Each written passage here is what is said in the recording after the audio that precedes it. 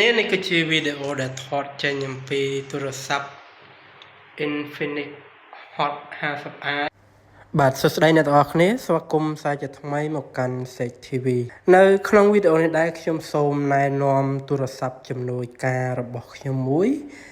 ដែលវាមានឈ្មោះថា Infinix Hot 50i ដោយសារតែទូរស័ព្ទដែលខ្ញុំប្រើរាល់ថ្ងៃគឺជាទូរស័ព្ទ iPhone 14 Pro Max ហើយខ្ញុំចូលចិត្តថតវីដេអូកាត់វីដេអូអញ្ចឹងទៅវាឆាប់អស់ថ្មពេកអញ្ចឹងហើយទើបរកទូរស័ព្ទដែលធូរថ្លៃមួយដើម្បីប្រើមើល social media Facebook YouTube អីចឹងទៅដើម្បីទុក iPhone របស់ខ្ញុំនឹងថតវីដេអូកាត់តវីដេអូដើម្បីផុសតាមចំណង់ចំណូលចិត្តរបស់ខ្ញុំព្រោះខ្ញុំជាអ្នកដែលចូលចិត្តថតវីដេអូមែនទែនហើយចំណាប់អារម្មណ៍របស់ខ្ញុំនៅលើទូរស័ព្ទហ្នឹងគឺទី1គឺរូបរាងហើយទូរស័ព្ទហ្នឹងវាមិនដើរលឿនដូចជា Samsung Oppo Vivo ឬក៏ brand ផ្សេងដែលល្បីនៅលើទីផ្សារទេប៉ុន្តែវាបើប្រៀបធៀបតម្លៃ$99បើយើងទៅទិញ Samsung ឬក៏ Oppo ដែលចេញបាន1ឆ្នាំអីចឹងវាអត់មានរន្ធចោះអេក្រង់វាអត់មានរូបរាងស្អាតដូចទូរស័ព្ទហ្នឹងទេចឹងហើយគឺខ្ញុំចាប់ចិត្តទី1គឺទាក់ទងទៅនឹងរូបរាងរបស់វាហើយវាក៏មាន RAM 4G ROM 128GB ផងដែរហើយសំឡេងរបស់វាគឺវាឮពីរោះដោយសារវាមាន speaker 2ហ្នឹងហើយនេះគឺជារូបថតដែលខ្ញុំបានសាកថតមើលហើយក៏ហួសចិត្តមែនទែនហួសចិត្តត្រង់ថាអូថតបានស្អាតដល់ថ្នាក់ហ្នឹងផង selfie វាមានកាមេរ៉ាមុខ8 megapixel ហើយនឹងកាមេរ៉ាក្រោយ main camera នោះ48 megapixel ដែលអាចឲ្យយើងថតកាមេរ៉ាមុខនោះបានទៅដល់ 2K 30 frame ឬក៏ 2K 30 frame ហើយ 1080p នោះក៏បាន30 frame ដែរនេះបើសិនជាយើងប្រើជើងកាមេរ៉ាថតដែលយើងឲ្យនឹង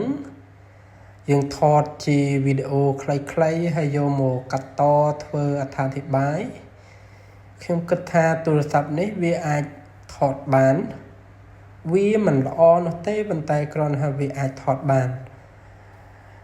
ហេតុអីបាននិយាយថាវាមិនល្អហើយថតបានពីព្រោះទូរស័ព្ទតម្លៃត្រឹមតែ$99បើសិនជាយើងអាចយកវាមកថតជាវីដេអូអីបានក៏វាជារឿងល្អសម្រាប់យើងដែលខ្វះខាតថវិកាអាហ្នឹងបើផុស TikTok អីដឹងមកសបាយហើយពន្លឺអីវាក៏មិនជាអស្ចារ្យណាស់ដែរបើប្រើក្នុងលុបក្នុងបន្ទប់ក្នុងអីគឺវាស្អាតមើលឃើញធម្មតាតែបើសិនជាប្រើចំកណ្ដាលថ្ងៃគឺវាអត់ស្អាតដូចកញ្ចក់ Super AMOLED របស់ Samsung នោះទេហ្នឹងហើយខ្ញុំចាប់អារម្មណ៍ទៅលើរូបរាងរបស់វាទាំងខាងមុខទាំងខាងក្រោយហើយដល់មកចាប់ប្រើផ្ទាល់គឺចាប់អារម្មណ៍ទាក់ទងទៅនឹងកាមេរ៉ាហើយសំឡេងរបស់វាគឺឮពីរោះដោយសារវាមាន speaker 2គ្រាប់គឺឮមួយក្រោមមួយចឹងសំឡេងវាពីរោះអញ្ចឹងសរុបមកទាំងអស់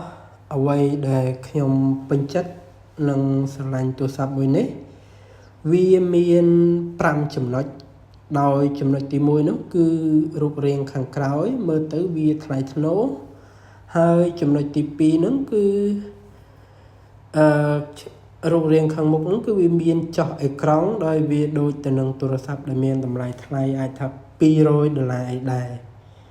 ហើយចំណាប់អារម្មណ៍ទី3នោះក៏គឺសំឡេងរបស់វានឹងឯងសំឡេងរបស់វាឮពីរោះបានល្អ ហើយចំណាប់អារម្មណ៍ទី4ហ្នឹងដែលខ្ញុំពេញចិត្តហ្នឹងគឺអត់នឹកស្មានថាទូរស័ព្ទហ្នឹងវាថតវីដេអូបានស្អាតគួរសមហើយនឹងថតរូបបានស្អាតចឹងខ្ញុំមានតែប៉ុណ្ណេះសង្ឃឹមថាអ្នកទាំងអស់គ្នានឹងបានទស្សនាហើយពិចារណាតាមការគួរមានមួយទៀតមិនថាចេះតែទិញមានលុយហើយទិញរបស់ថោកទេគឺដោយសារតែខ្ញុំនឹងអត់លុយដែរនឹងហើយដោយសារខ្វះថវិកាផងបានជាទិញទូរស័ព្ទនឹងបើសិនជាមានថវិកាខ្ញុំទៅប្រើ$500-600ដែលអាចថតបានថាវាក្រនដើជាងហ្នឹងណាប៉ុន្តែក៏មិននឹកស្មានថាតម្លៃ$99ដែលខ្ញុំគិតថាយកទៅមកលេង social media តែបែរជាមកថតវីដេអូឃើញថាគួរសមអញ្ចឹងក៏សប្បាយចិត្តក៏ធ្វើបាទសួស្តីទាំងអស់គ្នានេះគឺជាវីដេអូដែលថតចេញអំពីទូរស័ព្ទ Infinix Hot 50i ខ្ញុំមិនគួរជឿថាវីដេអូវាស្អាតជាង iPhone តែវាមិនដល់ថ្នាក់ហ្នឹងវាគ្រាន់ថាខ្ញុំអត់គិតថាវីដេអូទូរស័ព្ទតម្លៃប៉ុណ្ណឹងវាអាចថតវីដេអូបានអញ្ចឹងគឺខ្ញុំគិតថាទិញវាមកមើល YouTube Facebook social media អីតិចតួចអញ្ចឹងទូរស័ព្ទនេះអាចនឹងត្រូវខ្ញុំយកទៅថតវីដេអូអីផ្សេងទៀតគ្រាន់តែសំឡេងវាសាច់ច្បាស់តែយើងតល់តែកាត់សំឡេងថ្មីតែនេះសំឡេងស៊ីនណា